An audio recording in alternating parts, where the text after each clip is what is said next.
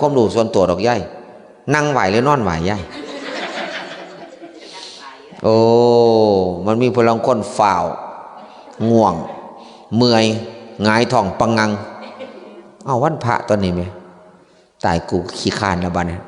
หนาวกันหนาวพอหุ่มก็หุ่มแล้วไฟกระดับแล้วประตูก็ล็อกแล้วอะไรนอนนี่ละอะไรวะมันจมด้วยบ้านเนี่ยอะระหังสัมมาสัมภวะภะคะโวสังฆังนะมามิสุปฏิปันโนสุปฏิปันนาภะคะโตไปพระเจ้าเพื่อละบ้านก่อนนอนไหว้พระสามหนเป็นยังคือไหว้สามเถื่อเอาคุณพระพุทธพระธรรมพระสงฆ์อยากไหว้หาเที่ยกับว่าผิดสิไหว้คุณพ่อคุณแม่คุณครูบาอาจารย์กับว่าผิดกราบหาเถื่อว่าจันทร์สมบัติพระพาสวดกราบนี่คือว่าผิดแต่พวกเราคนก็ไหว้กับเบิ่งไงเด้อยายเด้ออันเป็นตะไหว้จังไหว้พวกเราคนไหว้ไปถึงพุทธเพื่อพระพุทธพระธรรมพระสงฆ์พระธุดงค์พระอิหงังพระกระเทยไปตะเพื่อแล้วแต่สิไหว้วายเขาขี่กันขากวายฮอดบึ้งอยู่ในหูอันไหนเห็นแปลกๆต้นกล้วยออกขาแค่เขามากกับหมู8 ขากับวายหมูบัดโอ้ยจับกินขากมาแม่อุทัยเทวีหมดสิมันตัวใดเนาะจะได้กับขอแม่ได้โชคลาภของแม่ได้เด้อจับกินขากง่ายทองปังงังแป้งขูลงไปใส่ทองมันขีนขากับแป้งมาถือกันแป้งกับแป้งตางูมันฤทธิ์ของงูทำให้เย็นบัดเนี่ยแสบออกห้อนออกร้นบัดเนี่ยยางไหลออกตามตุ่มบัดมันเลยเป็นตัวเลขงอกแงกงอกแงกบัดขีนขามันก็จะบอกอยู่ดอกว่าเอาออกกูแสบเอาออกกูแสบเอาออกกูแสบเอาออกกูแสบมันว่าบ่ได้มันกันใจว่าได้คำเดียวสุดท้ายออกมันบอกเขาออกอะไรยายแน่งว่ามันบอกเลขมันว่าใหญ่ขันว่าบึ้งกันจักเป็นหยังผู้ใดผ้าเห็ดก็เงึดอยู่ดอกเขียนเลข00หัวเก่าๆยัดใส่หูบึ้งตื่นมาเช้าไปเบิ่งได้มันสิขาบมันก็6 ทางมันเนาะมันก็ขาบออกมาไปข้างนอกแล้วเนาะอันมูมันกัดถิ่มกับปานนั่นแม่นบ่น่ะแล้วเอาเลขมาต่อกันมันก็มีตนสมบูรณ์อยู่แล้วเนาะมันเอาตีป่ะเนี่ยโอ้ยขันถือเลขขึ้นมาบ้านนั้นจักดำแป๊บซี่โคลาแฟนใต้ผลหมากละไม่เต็มหูบึงอัญญะอยู่เสียบหลอดไว้เพราะปันบึงสิดูดกินแป๊บซี่ได้รถได้กระไดขันบ่ถือเรียบบ้านเนี่ยบักจกกูจะใส่เสียมกูจะใส่ละบ้านหูได้เลยสูไปห้านมันอีกเนาะโตเดียวขาบออกมาแต่ว่าเดือดร้อนทั้งครอบครัวยายเห็นหูอื่นก็ขุดเบิดบ้านเนี่ยบึงเฮ็ดกูเสียงขึ้นว่าซั่นว่านั่นย้อนหยังไหวบ่ถือขันวายถือนะมันวายเรียบร้อยบัดนี้กตัญญูรู้คุณ2 อย่างมาพร้อมๆกันคนหัวแข็งแรงน้ำใจไร้สัจจะอักตัญญูเพิ่นบอกว่าคนใดก็ตามแต่คันตอบแทนคุณของพ่อของแม่อย่างน้อยๆให้รู้จัก1พ่อแม่เลี้ยงแล้วใหญ่แล้วให้เลี้ยงเพิ่นแทนคุณ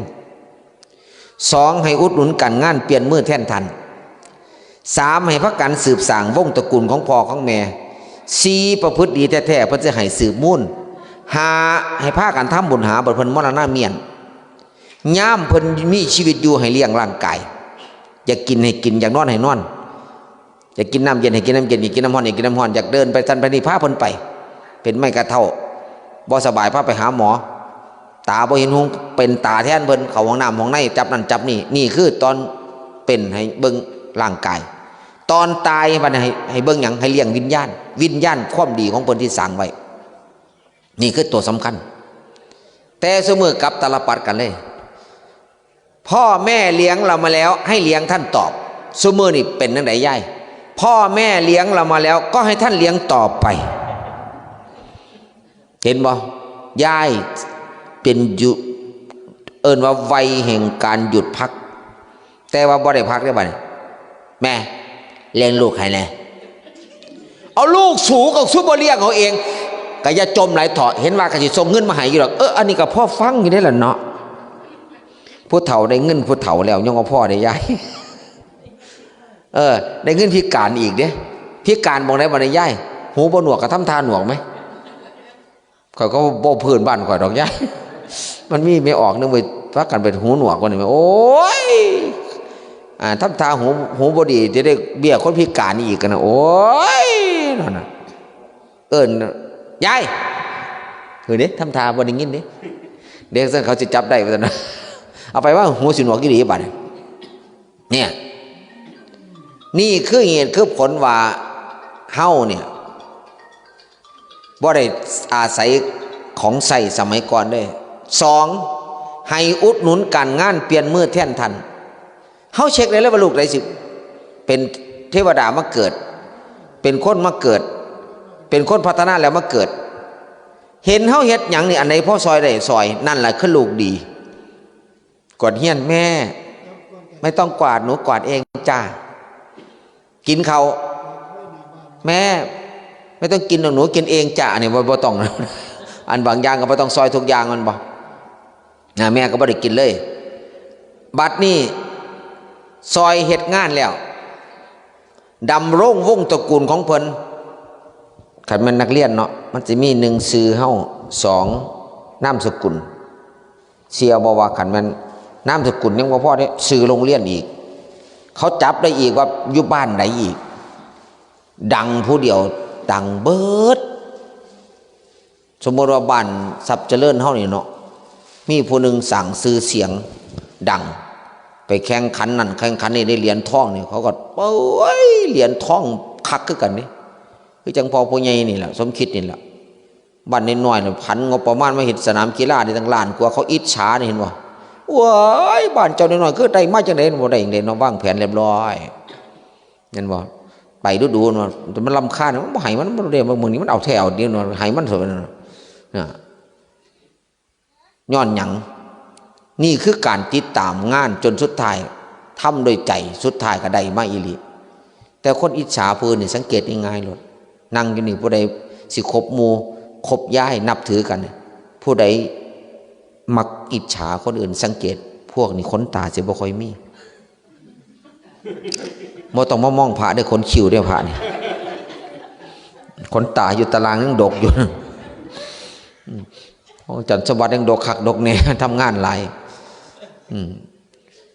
เพราะว่าหยังพวกอิจฉาผู้อื่นขนตาบ่ค่อยมีเพราะมันมีคำไทยพระญาอันภาษิตว่าอิจฉาทำให้ตาร้อนคันตาห้อนแล้วขนตาอยู่บ่ได้ลวกโลนเบิดฉะนั้นอย่าให้ตามันห้อนโดยระยะขนตาโลนออกเบิดนี่คือเหตุคือผลให้มองเห็นภาพบัดนี้ขอต่อมาลำลงวงตระกูลเพิ่นแล้วเนี่ยซอยการงานเพิ่นแล้วยังว่าเพียงพอดิรักษามูลมั่งทรัพย์สมบัติโบราณเพิ่นเลยมาแบ่งการรักษาทรัพย์เอาไว้5ข้อใส่หนี้เก่าให้เขากู้ถิ่มลงเหวถิ่มใส่ปากงูเห่า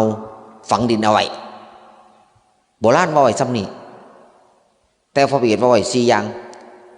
พระเวทสันดรออกจากวังสอนนั่งมัดซี่ก่อนสิออกฟังนะแม่มัดซีกันฝังทรัพย์ท่านนับไว้ข้อ1ใส่ให้ทำทานหวานพืชผลข้อ2ใช้หนี้เก่าพ่อแม่ตนอย่าเป็นคนเนรคุณเทิดทูนเอาข้อ3ทิ้งเสปากงูเห่าเมียลูกเต้าเปรียบเหมือนงูขู่เสมอข้อ4นั้นท้องเขาเราดุดเหวท่านท่านอย่าเผลอการฝังทรัพย์ท่านนับมาอันนี้คือพระเวทสันดรสอนนั่งมัดซี่แต่โบราณอีสานก็เลยว่า1ใส่หนี้เก่าพ่อแม่เลี้ยงมาแล้วเลี้ยงเพิ่นตอบ2ให้เขากู้ลูกหลานเฮากำลังเด็กหน่อยย่างกับบ่ทันสนุกสนัดเรียนหนังสือกับบ่ทันได้เริ่มการด้านกับบ่ทันได้หาเงินได้เฮาเลี้ยงลูกเลี้ยงหลานไว้ว่ามือข้างหน้าเขาสิกลับมาเลี้ยงเฮาเลี้ยงลูกเหมือนปลูกโพเมื่อใหญ่โตได้พึ่งพาเลี้ยงม้าไว้กินกระดูกเลี้ยงลูกไว้กินเหือกินแห้งนี่ล่ะใส่ให้เขากู้ให้ลูกหลานมันกู้ไปก่อนคือกันกับพี่ก็น้องเฮานี่กู้ฉะนั้นพอพยาบาลสมคิดบ่ต้องห่วงเจ้าบ่มีหยังเจ้าไปหาอาจารย์สมบัติไปกู้เพิ่นก่อนเอาโบสถ์2ชั้นสีทองเพิ่นไปเข้าไฟแนนซ์ก่อนมาสร้างโบสถ์เฮาไปกู้อาจารย์สมบัติก่อนเจ้าโบสถ์บ่พอ2ปีหรอกได้โบสถ์แท้แน่นอนเพิ่นเอาโบสถ์สีทอง2ชั้นไปเข้าโรงจำนำไว้ก่อนเข้าไฟแนนซ์จังไปถ่ายที่หลังพอเพิ่นทายมาหลายอันแล้วเด้โดนลดมาจนเป็นไทยหลายรายการแล้วเนี่ยนี่ก็จะเป็นหนี้อีกเลยก็ได้ เจดีย์ศรีสงครามเนี่ยก็ได้กำลังสิเริ่มบ้างฐานแต่ว่ากันส่วนมากก็ติดหนี้มวนเนี่ยเพราะเราบ่ถูกแล้วเราติดหนี้อาจารย์สมบัติเพราะผู้สิทุกข์มันเจ้าหนี้พุ่นเนาะแล้วบ่ได้อ่อนซ้อนแล้วอันย่างไปหลายล้านอยู่ในตลาดเนี่ยเป็นหนี้แล้วเบิดเนาะโอ๊ตเราเป็นหนี้เบิดเนาะแล้วบ่ได้อ่อนซ้อนแล้วเขาบ่อยากพ่อเราเด้แต่เราก็พ่อเขาตลอดเรานอนกินแซ่บรับแซ่บเฉยพุ่นแล้วอันพวกกันตายขึ้นกูบ่นอนสงกรานต์เอาขึ้นกูบ่นอนปีใหม่เอากฐินปีนี้ได้บ่นอนเนาะอันที่เขาวัดหลายบ่ย้อนอย่างนี้ส่วนหนึ่งเนี่ยเจ้าหนี้ไปนั่งถาวเงินแต่ก็บ่คันบ่เฮ็ดบ่ใจใหญ่ก็บ่ได้บาดเนี่ยใจบ่ใหญ่บ่ได้ขี้สร้างงาแม่นแท้แน่นอนเลยบัดเถาะค่าแต่นั่นค่า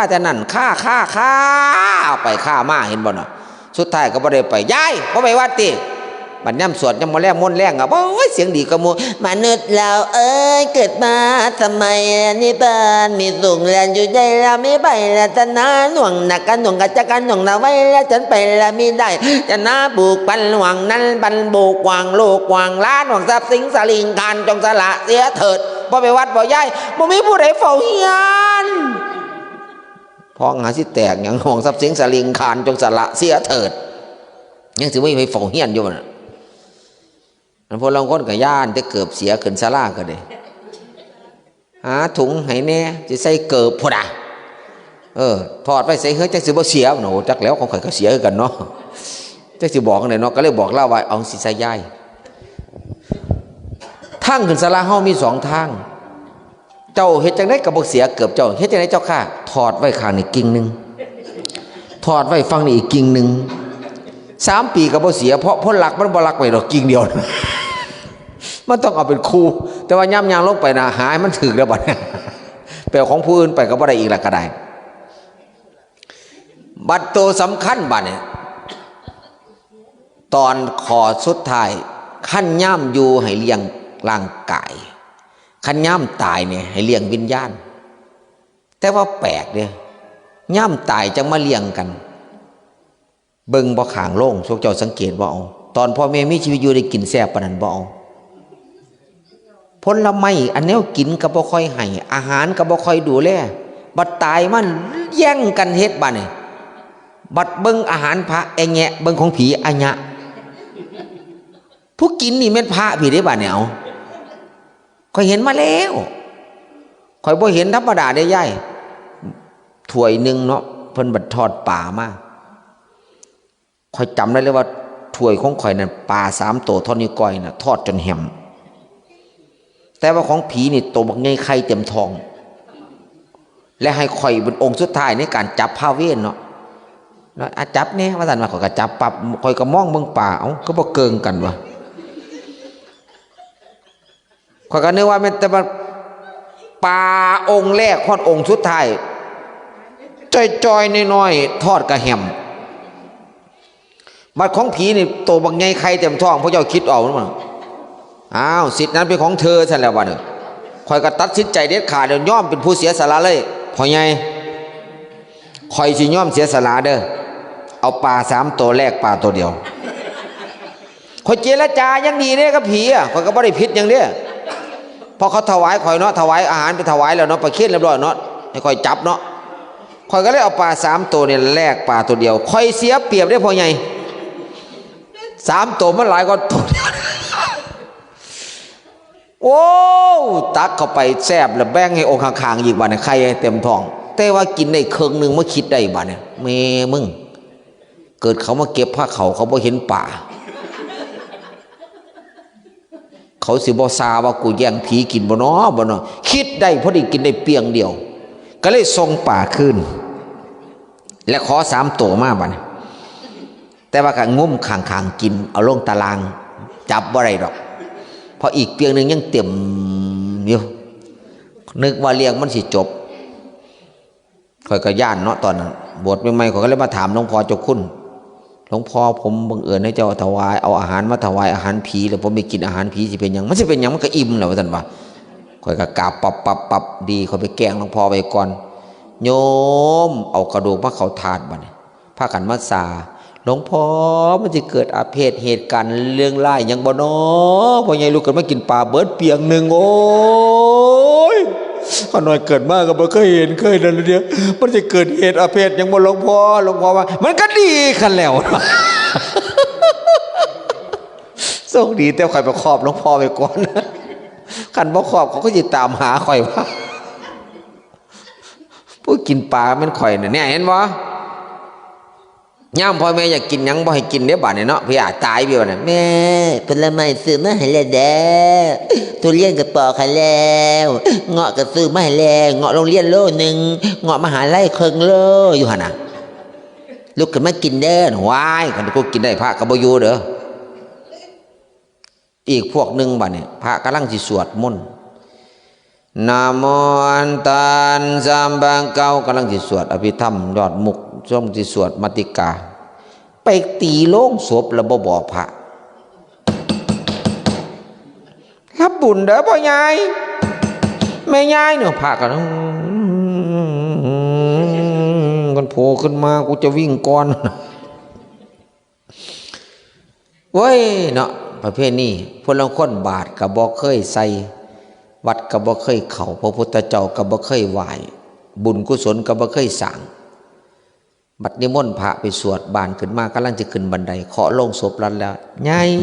พามาให้บุญละเด้อมาให้ศีลให้พรละเด้อขนาดเป็นมันยังบ่รับตายแล้วมันสิรับได้จังได๋ซะนี่อีกพวกนึงว่านี่ตอนแต่งงานกันมีผัวมีเมียสิไปไสก็บ่ให้ไปสิไปวัดก็บ่ให้ไปบ่คือแม่ผู้ใหญ่พ่อผู้ใหญ่นี่เด้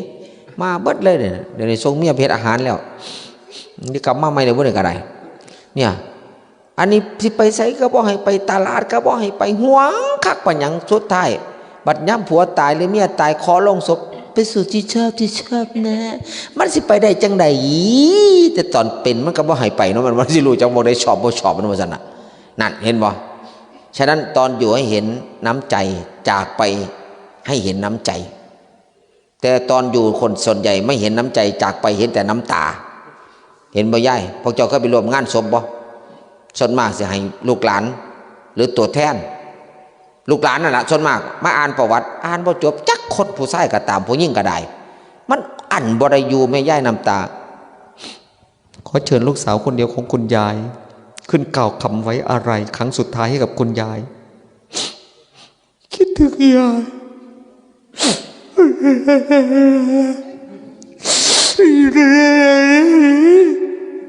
อย่าแล้ว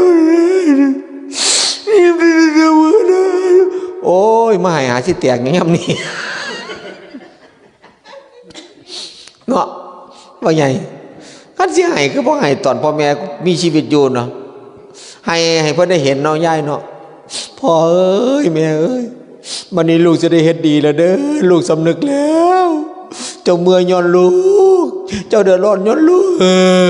พ่อแม่สิบ่ดีใจก่อที่มันว่ามาให้ตอนตายวันนี้แม่เพิ่นสิรู้หยังเนาะบ่เนาะอีกพวกนึงว่านี่คิดถึงยายจังเลยอยากไปอยู่กับยายพอหลวงพ่อแล้วก็จับไม่ได้อ้าวก็ตายไปด้วยกันสิหลวงพ่อว่าคิดถึงยายแห้งหลายอยากไปอยู่กับยายตายไปด้วยกันสิว่าซั่นว่าเบิดคำสิเว้าเลยเนาะยายนั่นก็ได้เนี่ยฉะนั้นซุมเฮาเจ้าข่อยมาเบิ่งความงามทั้งสองฟังข้างกายนี่เฮาก็ดูแลมาแต่ว่าเฒ่ามามันดูแลบ่ได้ยายว่าขนาดสิวีผมกับลูกหลานได้วีให้บ่มีแห้งสิยกมือเงินก็หาบ่ได้แล้วบัดนี้แต่คนบ่อึดแต่ผู้สิเอามาให้บัดนี้เพราะว่ายังเฮาสร้างเหตุดีแต่ลูกหลานก็บ่รู้แม่ใหญ่แล้วตาก็บ่ดีสมองก็บ่ดันแล้วมือก็บ่ได้แล้วแขวก็บ่มีแล้วอ้าวเนี่ยเงินเนี่ยอยากกินหยังก็ไปซื้อแล้วมึงมาถามกูว่ากูมีแขววะสิไปไสก็ไปไสไปเที่ยวไสก็ไปสิไปวัดก็ไปเนี่ยเงินที่ไว้ให้แล้วเนี่ยแล้วมึงมาถามกูก็ไปได้บ่ล่ะเห็นบ่ไปตอนนั้นแหละจังไม่ให้เพิ่นไปวันนี้แม่โอ้ยเบิดแล้วฉะนั้นความงามภายนอกเฮาดูแลมาจนมาประคับประงมมาจนเท่าไหร่แล้วแต่ว่าความงามภายในบัดนี้ซึ่งบ่เป็นศัตรูกับอันอื่นทั้งสิ้นไล่ศัตรูทั้งสิ้นซ้ำกันกับเฮามามื้อนี้เด้อเฮามาสร้างกุศลให้เกิดขึ้นคือความฉลาดบ่มีก็ต้องหาโดยวิธีสุจริตธรรมบ่เป็นธรรมธรรมดานะทำด้วยใจด้วยบ่ธรรมดา เทมาโดยใจโดยพลังทั้งเบิดทั้งมวลฉะนั้นขออนุโมทนากุศลผลบุญของพี่น้องเท่าทรัพย์เจริญสร้างแปลงศาสนาวัตถุสร้างมาแล้วกับบำรุงบัดนี้ดูแลบูรณะสร้างใหม่เขาก็โชคดีดอกยังคิดหอดคิดถึงครูบาอาจารย์อย่างหน่อยจันทร์สมบัติแล้วมาตกป่องจังเลยพวกนั้นทรัพย์เจริญสมบัติมาเข้ากันอมลองเลยนะสมบัติผัดเจริญโอ้สมบัติทรัพย์เจริญอ๋อมันเข้ากันแล้วกันโอ้สงสัยจะเป็นวัดเล่าอยู่ดอกคิดว่ามันเข้ากันได้เป็นสมบัติผัดเจริญเนาะสมบัติทรัพย์เจริญขนาดบ้าบ่ท่านอยู่บ่เคยอยู่เป็นปี2 ปีมันแนะนำปันวัดเจ้าของไม่ค่อยบอกนั่นแหละบอกนี่บอกนั่นนะดีของเล่าวายเลยฉะนั้นขออนุโมทนากับท่าญาติโยมพ่อพ่อใหญ่สมคิดและแม่บ้านพ่อบ้านเฮาสุขุสุคนโยมพ่อโยมแม่นี่แหละชาวบ้านเฮานั่นรวมโดยช่วยกันดูแลพระศาสนาขอท่านทั้งหลายจงประสบคนงามความดีมีความเจริญงอกงามในหน้าที่การงานทำหน้าที่ของเฮาในตราบที่เป็นมีชีวิตอยู่ก็ขอให้ท่านทั้งหลายจงมีพรชัย4ประการคืออายุวรรณะสุขภละอายุให้ยิ่งยืนนานวรรณะมีผิวพรรณผุดผ่องละอองใสสุขะมีความสุขกายสบายใจพละมีกำลังกายกำลังทรัพย์กำลังศรัทธากันทั่วกันทุกครอบครัวทุกท่านทุกคนเถิดสาธุสาธุสาธุอนุโมทามิคุกเข่ากับองค์แสดงธรรมพร้อมกันญาติโยมกราบพุทโธเมนาโถกราบธัมโมเมนาโถกรา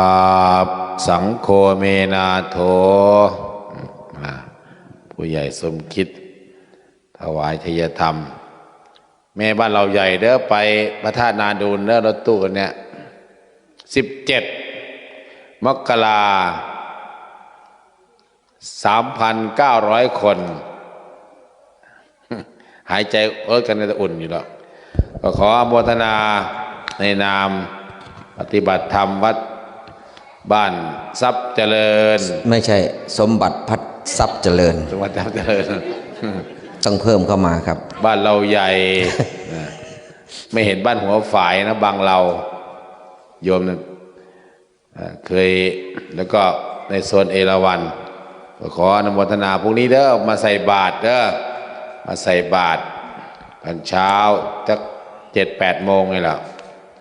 ก็ขออนุโมทนากับบุญกุศลให้กับมหาสุริยายุเยพรรษายาวเป็นล้มโพลมใส่สิทธิ์ยานุสิทธิ์ตลอดกาลและนานเถิดสาธุปัจจัยถวายมาแล้วเนี่ยบ่เอาดอกใหญ่บ่รู้จักถวายจักบาทก็จะเติมใส่1,000เติมใส่น้ำกันนี่แหละเจ้าของก็ติดหนี้สร้างคือกันแต่ว่าก็เลยเห็นวันสร้างก็ให้กำลังกันไปเอาสาธุเอาพ่อใหญ่อยากให้หลายก็อย่างนี้ด้วยนี่ปกตินี่หน่อยที่สุดของข่อยเด่นนี่ข่อยก็บ่มีคือกันนะขออนุโมทนาบุญสาวน้อยทำอะไรคะติดเพิ่งเหรอติดเพิ่งมาติดเพิ่งมาหนูได้มาหลวงพ่อจะให้ต่อหนูจะได้พลังมากที่สุดเอาไปเติมใส่กันเติมเนี่ยนี่เป็นของหนูแล้วนะหนูถวายหลวงพ่อหนูได้แล้วทีนี้หนูไปเติมบุญอีกนี่ใส่นะไม่ธรรมดา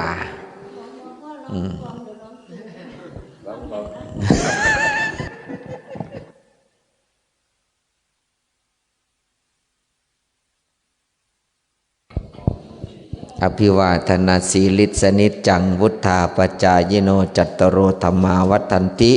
อายุวโนสุขังพระลัง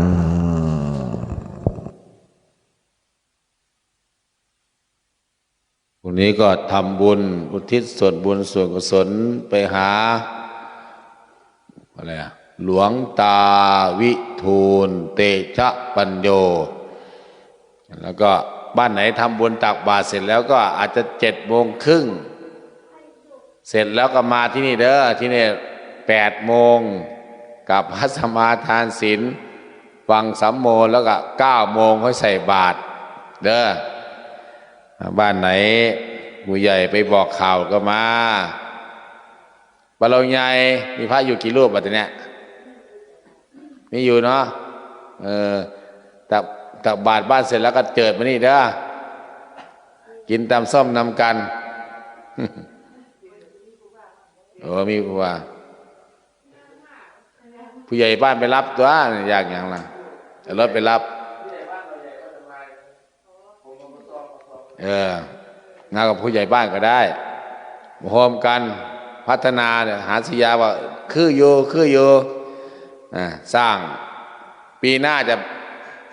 ฟังเทศตรงนั้นเนี่ยมีไอ้ธรรมจักรนะธรรมจักรหมุนตุยเนี่ยจะเอาไฟมาใส่ไฟให้หมุนได้ อโมทนากับญาติโยมคำคืนนี้ก็พักผ่อนทีนี้ก็กราบพระการโยมเอาอรหังสัมมาเด้อสัมพุทโธภควาอภิวาเทมิกับสวากขาโตภควตาธัมมังนามัสสามิสุปฏิปันโนภควโตวะกสังโฆสังฆังนามามิ17 18และ17เด้อไปตามไปฟังพระธาตุนาดูนเด้อกับนิมนต์มหาสุยาไปเทศคู่กับอาจารย์มณะพระครูสุเมธธรรมสารเด้ออาจารย์มณะสุเมโธมีออกคำมีหมู่ขำเด้อันนี้ขำจะทำนี้ได้เลยนะโอ้ยขำมันตบพื้นปับนะ คนมันเป็นพันนะตาไปเด้อไปถ่ายไลฟ์สดคนเป็นพันปีนั้นจะหาสุยาไปคน 2,000 กว่าคนปีนี้น่าจะหลายอยู่ไปเผยแผ่มีมุก